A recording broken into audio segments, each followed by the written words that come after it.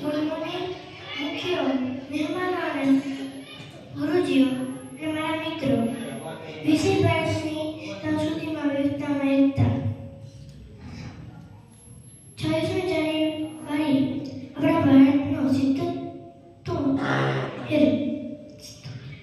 ગણતંત્ર દિવસ છે. આપ સૌને આ પર્વની ખૂબ ખૂબ શુભેચ્છાઓ.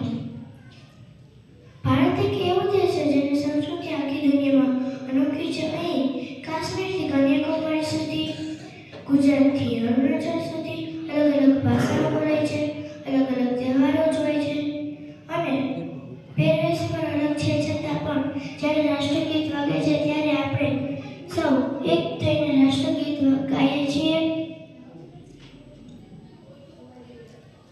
આપણો ભારત દેશની સંસ્કૃતિની તાકાત છે જેને આપણે વિવિધતામાં એકતા